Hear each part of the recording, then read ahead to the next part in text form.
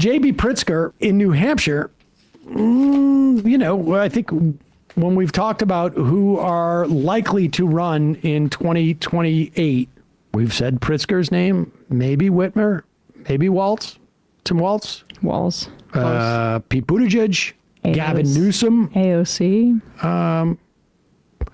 Maybe AOC for president, maybe for Senate. Who knows?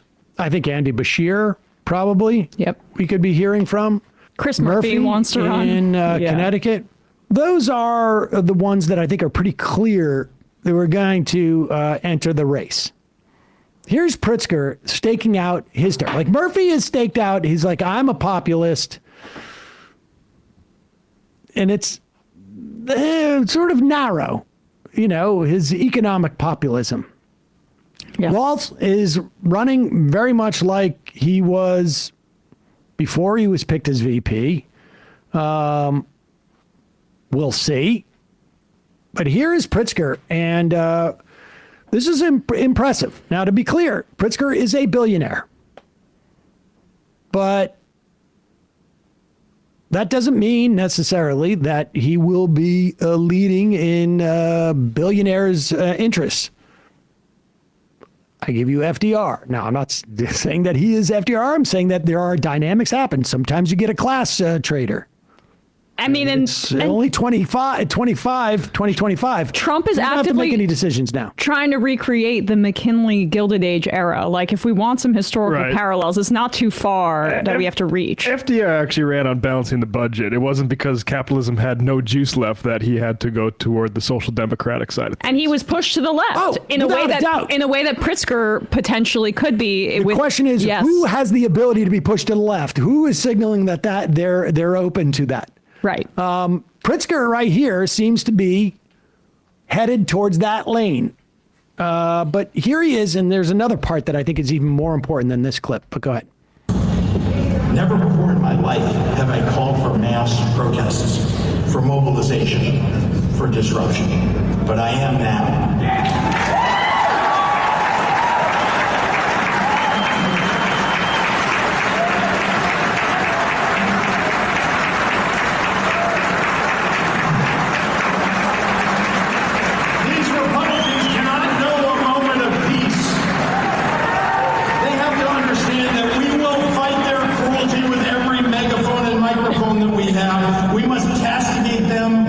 Soapbox and then punish them at the ballot box. Can you pause it just for a sec? Oh, that's it. He did the thing. Did you notice what he said? That you're like flying in the face of what a lot of Democrats do?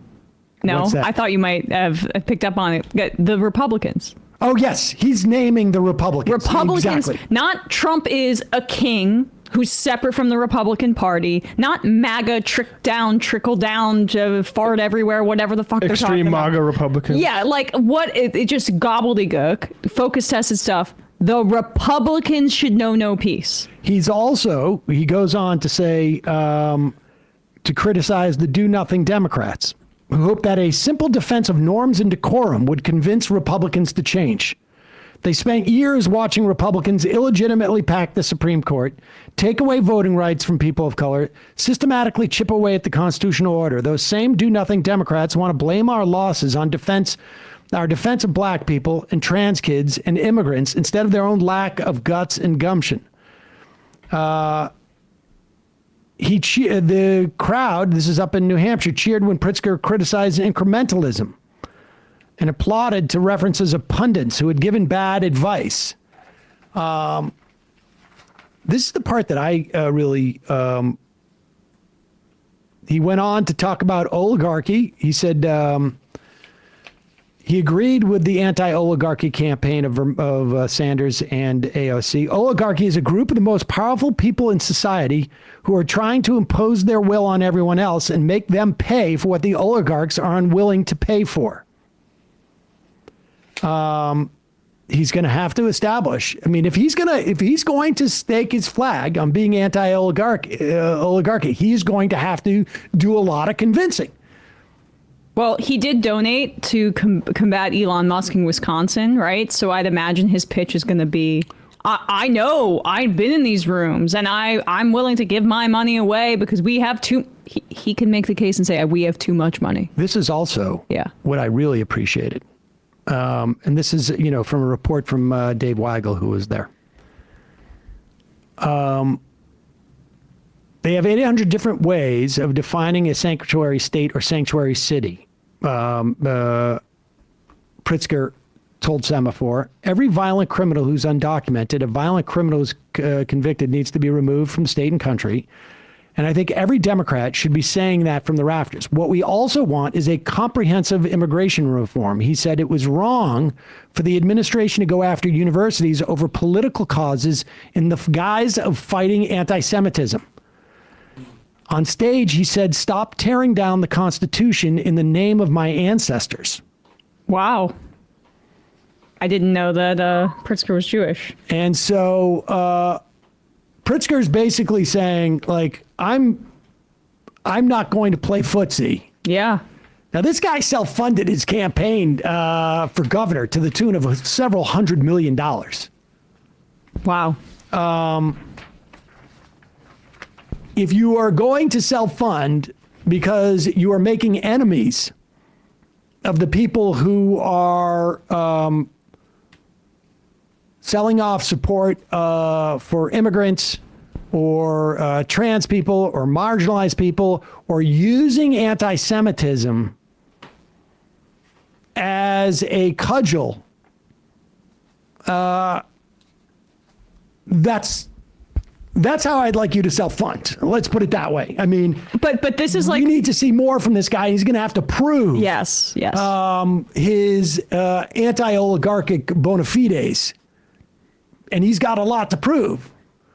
But because he came up in Illinois, and I don't know how connected he is to the Obama machine, but they were very invested in the idea of Democrats that could self-fund. I'm sure you've talked about this before, Sam, back in the day during the Obama years, but that usually led to more conservative Democrats. So Pritzker might be the one guy that can self-fund, but who wants to move the country in a more progressive direction. I mean, to be determined. Forbes has him as about the 900th or so richest person in America. It's almost astounding to me that there's not, like, this is why billionaires can exist. He's almost the exception that proves the rule. How is there only one person that sees what's going on in this country, has a war chest like that, and decides, I'm going to get it on the right side of things? Yeah. Lavender allergy. Pritzker just spiked a union-backed safety bill for warehouse workers with a veto. I mean, this is... That's good to know. There's going to be a reckoning, but just, get a sense, we are now 3 years out, of what lanes people are staking. It also gives you a sense of, like, how committed are they to that lane? Because 3 years is long enough time where people can sort of shift and drift. But he has the attitude of a guy who can self-fund. And cut both ways. Yeah. Very much so. Living in Roman times again, basically. Like, who are these war leaders with a giant war chest that they got from some conquest that they can put towards politics now? Exactly. Yeah. Holtenheim. Pritzker has kind of been radicalized by the insanity of Illinois Republicans. They are so far from state power that there is no incentive for them to moderate their behavior and thus reveal themselves for who they really are, hateful.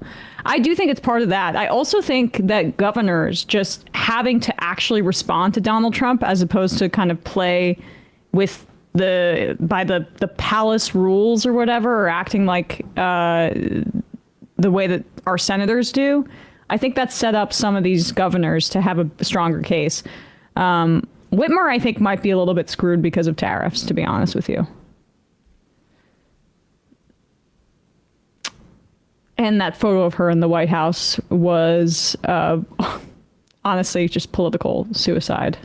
Hey, folks, don't forget to hit the subscribe button and check out our daily show. We do it every day at 12 p.m. Eastern for about 2.5 hours. We even take phone calls. You should check that out.